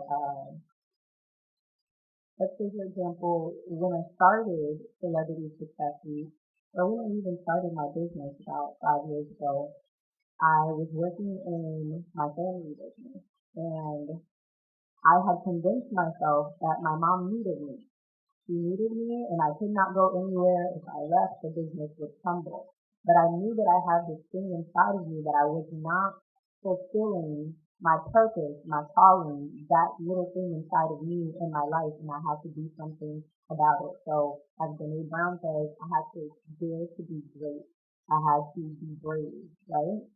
So, how I get past my fear is I make sure that I keep myself inspired and motivated by people who have the ability to inspire me and motivate me. So I follow Tony on Twitter. I look at what she has going on Twitter a lot. I keep myself around people and organizations who are fearless. You may not know this, Linda, but I've also volunteered as a life reimagined coach a couple times, and I listen to Tony Robbins' motivational Hour of Powers every morning. I read books all the time. But I also find inspiration and find the ability to fight the fear every time I see a kid who doesn't know that they have the possibility to be great. Or when I'm driving down the street, this is one of my favorite things to see. When I'm driving down the street and I see the little Hispanic guy or the little Haitian guy who's selling water or selling grapefruits or whatever in the hot Miami sun, and he or she gets up and does that every day so that they can lead their family to greatness, those kinds of things that I pay attention to help me to fight the fear. And then also looking at my daughter, and she's the end goal. Looking at my daughter and knowing that I want her to be great as well, that helps me fight fear also. And just surrounding myself with great positive people who come and give me feedback and remind me of my power. So that's how I fight fear. I read a lot, listen to lots of Tony Robbins, Deepak Chopra, Les Brown, and also meditation. Can't leave that out. Meditate every single day, and that's really what helps me fight fear. Adira, I like your counter to, well, people don't read more than 140 characters, right? And Cordera reads books regularly. I love that. So this is a fantastic panel. I think we've only just begun to scratch the surface, but in the interest of time, we are going to start to move to a conclusion. So for my last question, Lee, I wonder if you can help us with this a little bit. So Cordera, was talking about her past, etc., and it just became apparent to me that part of our responsibility as leaders is not just to do our own thing, but to really understand that we are inspiring and empowering others along the way. So, Lee, do you have any suggestions for us in the audience when we think about leading from where we are, right? How do we, how do we, how do we help others realize their own leadership potential? I think you do what Kadira referenced. I'm privileged to do work that gives me opportunity to have dialogue with students and young people. And when I say students, I mean students of all ages. I students with professional audience, many of them. We sit down across the table and share ideas, and they trust us with their ideas. They find us as we are safe spaces for possibilities for them, and as often as I can, I say yes. As often as I can, I want to be supportive. I want to be a place where they can launch something, where they can realize possibilities. And I think it goes back to kind of how do you ground yourself, right? What are you grounded in? What are the values, the beliefs, the things that inspire you, as we've been talking about before? I think it's important to have a source of inspiration, for all of us, myself included, my family, my mother in particular inspires me. Where I get to do my work every day inspires me. I'm literally like 7 blocks from where I spent all of my formative years. I don't tell any of my bosses, but it's the place where I want to end my career at Miami-Dade College. Because I'm in the community that gave birth to me, that formed me, that supported me, that believed in me, and I get to every single day give that back to that very community and to young people that look just like me. First person in my household to go to college, and I want to be that part of that ladder to others. And I've had the privilege to be able to do that in this career, to do that work. Inspired by heroes like, and people who say things. Ella Baker is one of the, I think, unsung heroes of the civil rights movement. And what she said inspires me every single day. Strong people don't need strong leaders. Strong people don't need strong leaders. So my mission is to create strong people. And the beautiful thing about where we are right now in our world is that leadership is democratic. Right? When Jorge mentioned Albert Chapman, I grew up here. I know that group of people, and I know what their work was, and I know how much, even now today, the city of Opa-locka is being led, or a review being conducted by Merritt Spearham. Now, Merritt Spearham was county manager when I was 10. A long time ago. And yet he's being called back to help stabilize again. He's been called upon to do this time and time again in our community. And those of you who are from this area, you know that name. So when I saw him in the paper again, I'm like, man, God, here he is again. So the beautiful thing, and that's wonderful, that we have people with that sense of commitment, that dedication, that belief, and he's been a part of the growth of our community and continues to give back and support it and help it reach its next level. Well, the beautiful thing is also is actually a young man like Matthew Piggott, who is now running for a commissioner in the city of Atlanta.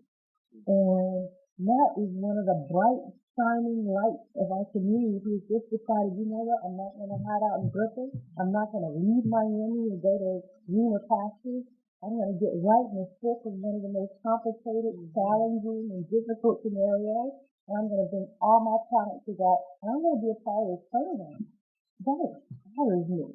He's a young man. He could be anywhere, doing anything. He absolutely did not have to lodge himself in the middle of something as complicated and complex as what's happening in our neighboring municipality. But the fact that he would see that he can bring something to that scenario, and I'm not advocating for him, he's running for office, but I'm just saying him as a person, a young person with so many choices. you decide to get into the thick of something like that and see what you could do to help bring a turnaround. That inspires me, and I know that from having sat across the table from him, I know where that comes from in him. And I think we all have to, even now, where we are in our lives, always question what's next, and always see that there is something next for us to be able to do, whatever our chronological age may be.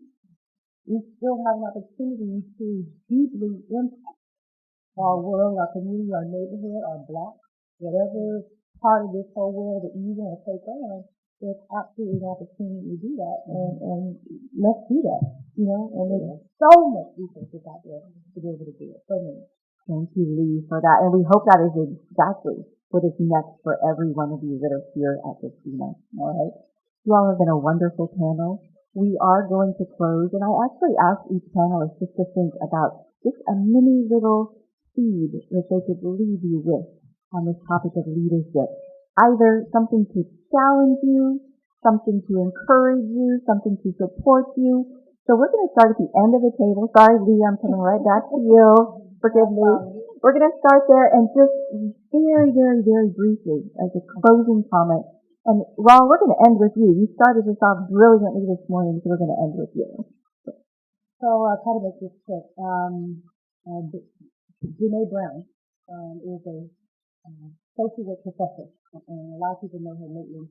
The wonderful thing she did for me was remind me of a quote from Theodore Roosevelt that I carry around on my phone all the time, and anytime I get an opportunity to insert it into the work I'm doing, I try to do that. So let me just see if I can get through it quickly. It's not the critic who counts, not the man who points out how the strong man stumbles or where the doer deeds could have done them better. The credit belongs to the man or the woman who is actually in the arena, whose face is marred by dust and sweat and blood, who strives valiantly, who errs, who comes up short again and again.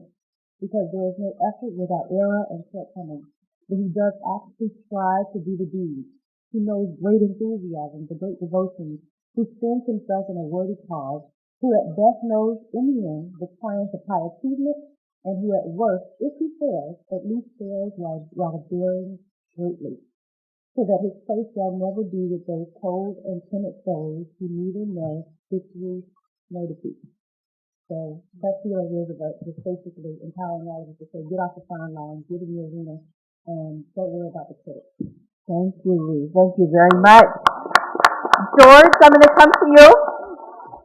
Well, it's comforting to have heard those words again. It's often in many of the halls that I travel, government and public servants, often reflect on those words of a great leader.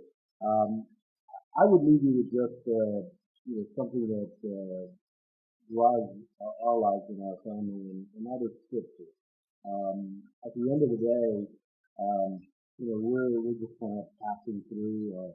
Our paths are important, but we at home, as and I in particular, understand leadership as service because we believe that someday, we're going to look our maker in the eye, and he's going to ask us, what did you do with the least among us? What did you do when they were hungry?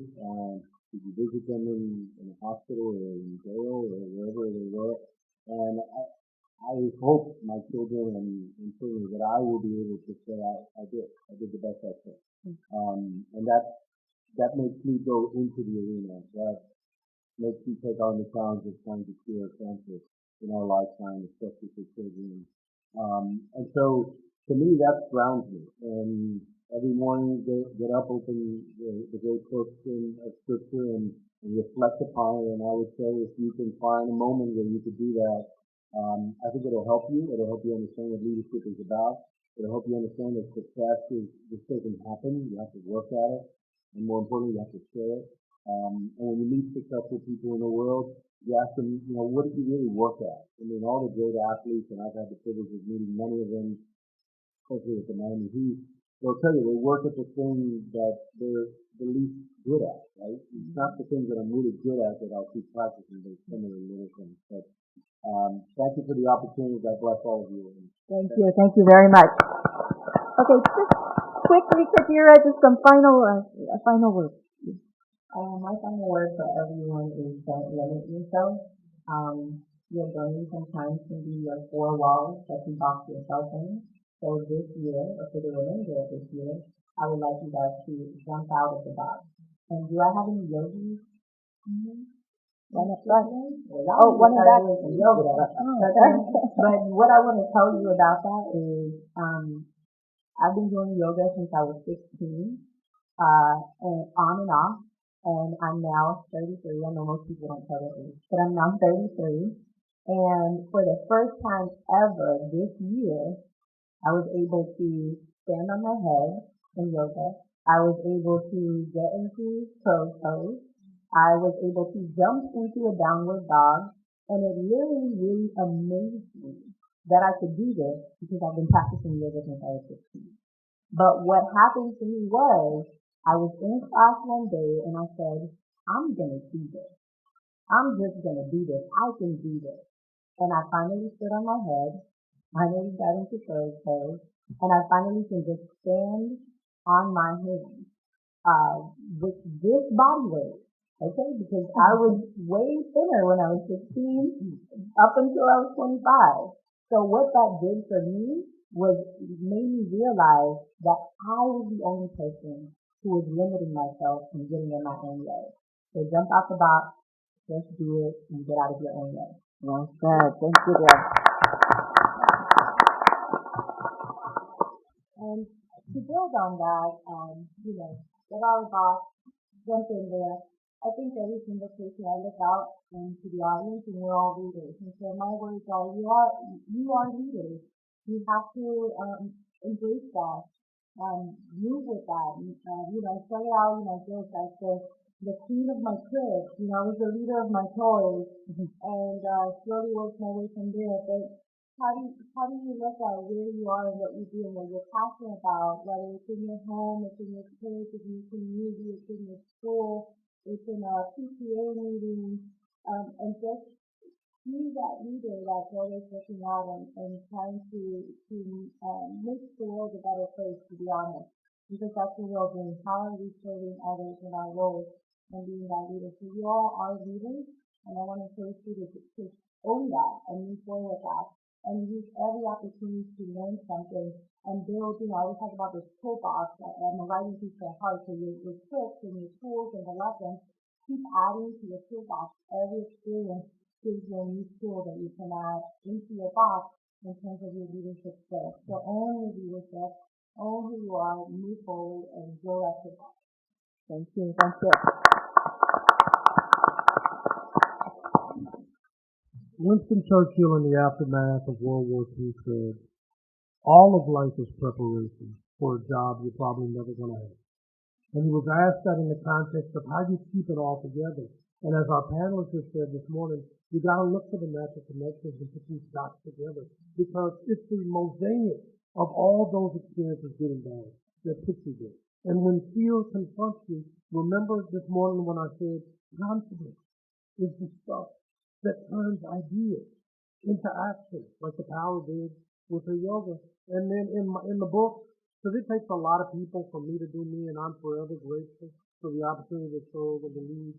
But people calling me, people driving me, people whatever. So it isn't the bio in the book, it's the daily affirmation. If you say about cracking this confidence code, this daily affirmation, every day out loud before you hit the book, I promise you, you will want more.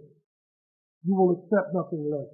You will do everything you have to do legally, spiritually, emotionally, and financially to get more than to accept nothing less. Thank you. Thank you, Al. All right, fantastic words from our panelists. I hope that with all of the perspectives that were shared this morning, that each of you found something that could resonate with you, something in these parting words that will inspire you next. I want to add just a couple more to your list. 3 things. Number 1, remember we're all leaders and we can lead from where we are. And we heard that from the panelists. Number 2, we do need to take that opportunity to stand up, be counted, show up, get off the sidelines, get in the game, as Tony said. And then last, I hope that you heard from many of the panelists the importance of not just leading and thinking about leadership for ourselves, but really leading and empowering everybody around us to lead.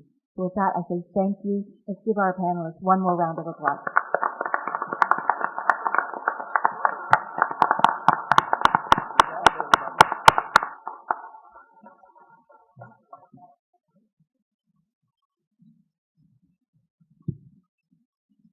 So is it worth getting up on a Saturday morning so far?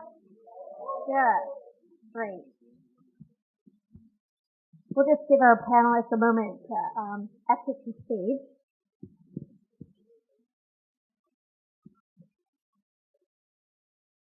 If you're following along on your agenda, the next program is Made in the USA, Ready, Set, Vote. And I'm going to introduce my colleague that will be presenting this topic. Zane Smith is the Associate State Director for Advocacy and the lead on Florida's office work on consumer protections, utilities, and affordable housing issues. Zane received her law degree from Thomas Good Jones School of Law in Montgomery and a bachelor's degree from the University of West Alabama. Prior to working with AARP, Zane worked extensively on health, poverty, and immigration issues in Alabama and throughout the Southeast. Zane has presented testimony to the U.S. Department of Justice, Department of Homeland Security, and the U.S. Human Rights Coalition. Please join me in welcoming Zane Smith.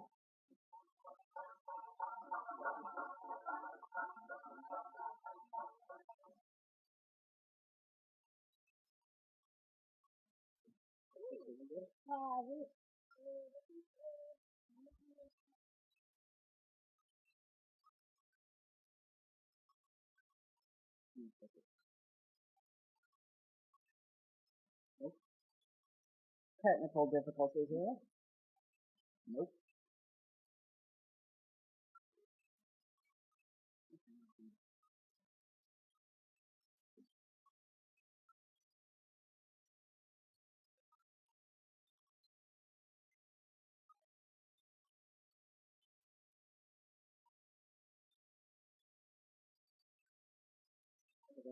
All right. Yes. Now we're ready to vote. All right. Well, first of all, I want to thank everybody for joining us on a Saturday morning. I'm not a native of South Florida. I'm actually a native Texan, and I now live and work here in Florida, so I'm happy to be in South Florida. My home base is Tallahassee, so if you hear a little southern accent, that might be the culprit. But here today, I'm really wanting to talk about the vote, the power to vote, what a vote means, and we're in one heck of a current climate right now. We've got an election year and probably the biggest and most important any of us have faced in our lifetime. So, it goes without being said, why vote? It's your right to vote. It's not a privilege. It's an actual right. People have died for the right to vote. People have been imprisoned for the right to vote. So voting is a right. Like it says, a vote counts in many ways. A vote is not just a vote for a president or a governor. It has many other implications outside of the person that you're marking the box for on a ballot. We're not talking about just a presidential election. We're talking about representation at all levels. Every walk of life, every minute of our day has some sort of influence by our vote. And it's not just about the president. It's about our local, county, state representatives. And finally, the daily impact that a vote has. And I'll get to that in just a minute. So like I said, the right to vote. And I'm going to take you on a little history lesson. I'm a firm believer of we can't move forward without understanding where we came from and appreciate that. Like it says, there's key amendments with the right to vote. And I'm going to walk you through these. The 15th Amendment. That guaranteed the right of African American men to vote. But only if you are most likely living in the North. Only if you are considered a free slave. Only if you could read, write, and pay taxes. The 19th Amendment guarantees the right of women to vote, primarily only white women to vote. The 23rd Amendment is a much smaller amendment, but it guaranteed the right of people of Washington, D.C. to vote. The 24th Amendment, and perhaps the most current in our today's society, abolished poll tax, and it abolished the Jim Crow era laws that we face when impeding people's rights to vote. And then finally, the 26th Amendment, a little lesser known, it lowered the voting age from 21 to 18 years old. You could go die for your country during World War I, World War II, Vietnam War, and the Korean War, but you couldn't vote for who sent you. So those are a few key amendments that really have turned our U.S. Constitution into a more favorable voting rights constitution. You'll also see three key pieces of legislation. The Voting Rights Act of 1965. Lyndon B. Johnson signed this, and this was in a direct response to all of the hard work of many of the southern states, the Freedom Riders, the marchers from Selma to Montgomery, Martin Luther King Jr.'s work. This actually allowed for southern states, or it actually didn't allow for it, required that they remove the barriers to voting access, to voting rights. This opened the door for African Americans of all genders, Latino Americans, Asian Americans, women. This really opened the door and kicked the door down for the right to vote here in America. But obviously in 1965 that was not enough. The National Voter Registration Act of 1993. That made it easier for people to register to vote. Didn't make it easier to vote, but to register to vote. Here in Florida, if you've gone and got a driver's license, you have the opportunity to register right in that moment when you get your new driver's license. Before 1993, that wasn't an option. Finally, in 2002, we have the Help America Vote Act. Now, this was in direct response to the Florida election. This piece of legislation came about in the Bush v. Gore and the disaster that was being able to count votes. So President Bush signed this when he was in office, and this allowed for federal government to give states voting counting equipment, updating the system. And so we have, as recently as 2002, key pieces of legislation that continue to impact how we can or cannot vote, how we can or cannot register to vote. And the fight's still not over. So like I said earlier, votes count in many ways, many more than I think people understand. Elected officials know when you vote.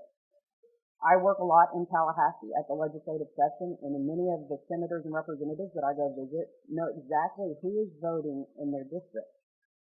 And what that means is that lets them know who's paying attention. So if there's a key issue coming out of South Florida that's impacting South Florida, but nobody's voting in the district, they don't have to deal with it. They can just put it aside for other issues where more people are voting with that issue. A higher turnout makes democracy more representative. Being a part of your community, being civically engaged, wanting to make change, wanting to impact the people who can make change is a key component of your right to vote and your key component of being a part of your community. Margin of victory is important, and this goes at all levels, federal down to state. We see that today even, when you have a lopsided Congress or a lopsided legislature where you have more of one party in power than the other. That's always going to be a part of politics, but the margin of victory is key. Currently in Florida, we have a larger representative of Republicans, less Democrats. Democrats still have power in Florida, though, because people do vote in elections. If it was a state where I came from, like Alabama, where a supermajority of Republicans exist, they have complete control. The Democrats have held power less. So it's important to vote, even if your candidate of choice may not win the race. The numbers are still adding up in your favor. And obviously you have a voice. Our right to vote is our voice in politics. So use it. Don't let others decide what happens to your community or who represents you at this local, state, or federal level. So when we talk about representation at all levels, every walk of life is impacted. This is a long list of publicly elected offices, and this isn't even everything. But think about your police chief, your sheriff, your mayor, your county commissioner. These are all local people who influence your daily life, whether it be through your Parks and Rec department, your local transportation department, how much your bus fare is going to cost, all the way up to the state level, where you have legislators who decide how much property tax is going to increase in a single year, how much it's going to cost you to get into a state park here in Florida. And then you have federal offices, where every bit of life is impacted by the people who are in Washington, whether it be how you receive your weather updates, what FDA food safety approvals are made. So this is a very long list of people whose vote, your vote, impacts. So this is one of the most important pieces that I want to get into, that an election is not just about the president. And especially in this year, this environment, this climate, a lot of people have taken the position of, I don't like either candidate, so I'll just not go vote this session. I'm going to sit this one out. But when you sit that out, what you're doing is giving your voice away for Supreme Court nominations, future elections through the Electoral College. National political convention delegates are decided by your vote. Whether your candidate wins or not, your vote dictates who's selected for the next presidential race's national convention. And then constitutional amendments. We have critical ones on the ballot this year here in Florida. So I want to do a little bit of deeper dive into some of these. So control of the House and Senate. When you go to the ballot box on November 8th of this year, you're going to see a litany, a long list of different names, different offices, different individuals. Florida mails you a sample ballot. It is important to go through these and understand what issues these people have picked as their top issues if they make it to Congress and how they're going to address them. When a president, like in our current time, we have President Barack Obama, who is a Democrat. Right now, the House is controlled by Republicans. The Senate is controlled by Republicans. So the House and the Senate, even though they may not agree, can still send bills to the president. The president does have the opportunity to accept that bill or veto that bill. We just saw it yesterday, I believe. But when you vote in an election like this year, you're also sending new senators and new congressional members to D.C. And if there is a presidential situation where there's a Republican in a Republican-controlled House and Senate, there's a supermajority in America now. Or if you have a Democrat with a Democrat-controlled House and Senate, there's a Democratic supermajority in America now. So it's important to understand that your non-vote counts. Supreme Court nominations. There's been a lot of talk about the next president will have the opportunity to appoint up to potentially 3 Supreme Court justices. That is perhaps one of the most important powers a president can have outside of signing or vetoing a bill. A Supreme Court justice is nominated for life. Once they're on the court, they either retire or pass away. Typically retire, but we saw this year Justice Scalia who passed away. And as you can see, there has been a large battle politically over the next nominee. The Senate has to confirm who the president selects as the replacement justice. So we already have one vacant seat, so we know the next president will be appointing one Supreme Court justice. Whether it be Judge Garland or not, we don't know, but there will be definitely one. Justice Ginsburg has said she plans on retiring. There might be 2. Justice Kennedy might retire. So that is a potential of 3 Supreme Court justices that our next president will be picking. The Electoral College. The Electoral College is a very complex system. I often think of it as like a spider web of politics and players and people. But when we vote, we show that 50% of voters voted this way, 50% voted this way. What that says in the next 4 years is there's a split decision in that community of what people believe. So we need to have people represented from both sides. But if we have a 90-10 split in voting, the 90 percentile is going to have more of a voice. So once again, voting is important. Even if your candidate may not get selected. National political delegates. We saw the big delegations and the hoopla this year over the national convention. Every national convention, every presidential election has a national convention that proceeds it. At the national convention, that's where a nominee is made. The delegates that you go and you hear about voting on the floor, that if you watched either of the political conventions, you saw them making the votes for their state, are selected by political influencers and insiders within the state. Those include mayors, county commissioners, state legislators, political party heads. So even though they're not on a ballot voting, their voice is being heard. That's why even if it's not a presidential election that you're voting for, your vote counts for the next president. In constitutional amendments, now these vary by state, but even here in Florida this year, if you don't want to vote, you don't think it's important to go vote for a candidate, we have 4 very crucial amendments that we are going to, as Floridians, vote on. One of them deals with solar energy. Go educate yourself on the amendment. There's pros and cons. There's a lot of information out there. Medical marijuana is on the ballot this year. Pros and cons. Go educate yourself. Tax exemption for first responders is on the ballot. And then finally, a homestead tax exemption for seniors is on the ballot here in Florida. These are a pass or fail situation. Okay, so votes impact your future. I mean, the whole theme of this has been about the power of the vote, the impact that a vote has on your everyday life. Think about it this way. Votes impact your rights, where you live, where you go, what you do, and how your health care is determined. You know, for the younger folks and some of the older folks, I remember my days, when you go to a bar, and the bar would stay open until 4 o'clock. You hit the special bar, right? The one that didn't close at midnight or 2 o'clock, but you were the one that closed at 4.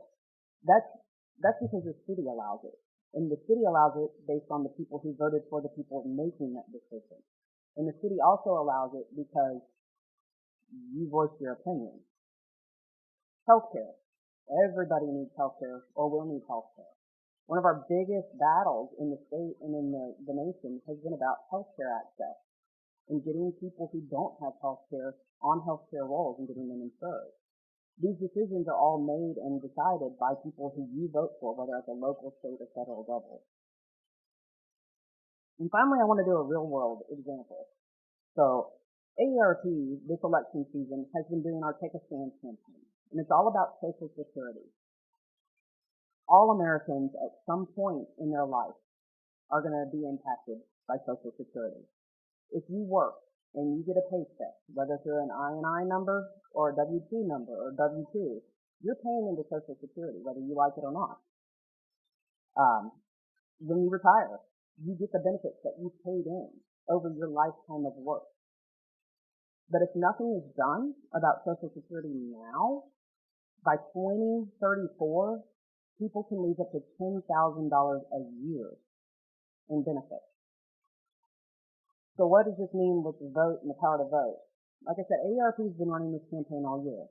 We started at the top. We started with presidential candidates saying, you know what, give us your plan. Tell us what you're going to do to keep Social Security solvent. How am I going to know when I retire? I'm 35, about to be 36 years old in 2 days. When I retire at 65 or 70, I want to know everything I've paid in over my lifetime, I'm going to get back, and that's going to help me live. If you're already retired, your benefits could be cut. So as retirees, we're asking retirees to tweet the presidential candidate, tweet at the debate. So we started at the top. Finally, we're moving into congressional candidates.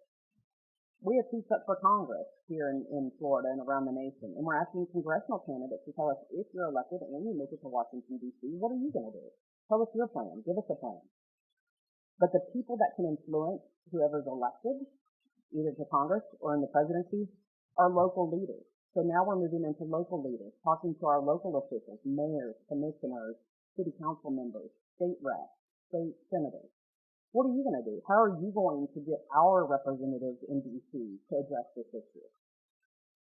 And finally, political insiders. That's another layer. These are people who may not be on a ballot and may not be as an elected official, but they still have influence over the decision makers. So we vote at every level in this continuum of people who make the rules. And that's why I encourage every one of you to continue to vote. And I want to leave everybody with one pretty powerful quote in closing. Lyndon B. Johnson, who signed the Voting Rights Act, like I talked about earlier, one of the biggest pieces of legislation to impact our right to vote, said when signing, "The vote is the most powerful instrument ever devised by man for breaking down injustice, and destroying the terrible walls which imprison men because they are different from other men." Don't take for granted your right to vote. Like I said earlier, it's not a privilege. It's a right. People have died. People were in prison. People marched for days and were attacked by dogs and shot with water hoses for your right to vote. So don't take that for granted. This year or any other year, talk to the youth. Encourage them. Educate them. Tell them why it's important to vote. If you want to have change in the community, it starts with a single vote. And that single vote turns into a collective voice. And that collective voice then influences those who can make decisions. And those who can make decisions can change what we are dealing with today. So thank you, everybody. And go vote.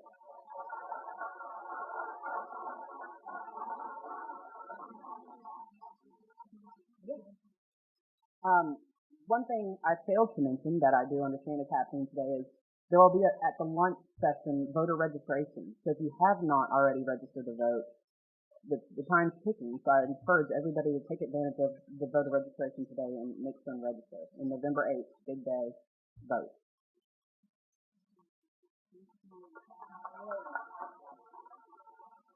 Stand up and be counted, isn't it?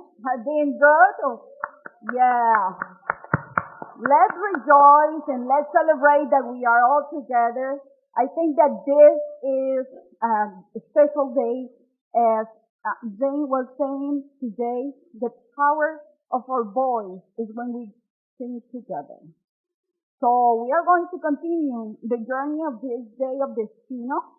You received, all of you, in your package, a map. It's the map of this campus. And you will have also in your booklet the agenda for today. So the introduction is finished. Now we will go to the session number 1, that were the workshops that you registered for today. Please make sure that you read in your name that what is the agenda that you have personally. Look for the building and go to the building and enjoy the workshop. I'm going to encourage you. Do not take, you hear the plan. It's not about what you receive. It's about what you choose first. So make sure that you gather with people around you, you start networking, and you let them know what you want to learn from them. But also let them know how you can learn together. This is leadership. You came to a leadership academy, and as I said at the beginning, it's all about you. So by the end of this day, you will have a good report if you put yourself into this journey. We are very pleased to have you here, but you have to be totally present. So please make sure that you follow your workshop. You register for it. You have it in your packet. Just follow the directions to get to the other building, and we will go around an amazing experience today. There'll be volunteers in red t-shirts all around campus if you get lost, so you can just ask one of them for directions. The other thing, just looking ahead in the agenda, after the first workshop, we will then all convene for lunch, and we have some exciting, fun things to do during lunchtime. And then after lunch, we go into our second workshop. So again, take a look at your name tag. That will indicate your sessions that you signed up for. If you just signed up today, then you can take a look at the workshops listed in the program and look at the building in the room and head to one of those sessions. So we'll see everyone back for lunch, which is going to be in Building 3. And again, there'll be volunteers all around campus in red T-shirts that will direct you if you need any assistance. Yeah, and finally, do not forget your belongings because we are not coming back to this theater. This is the last session in the theater, so make sure that you have with you all your belongings. And remember, stand up and be counted. Thank you.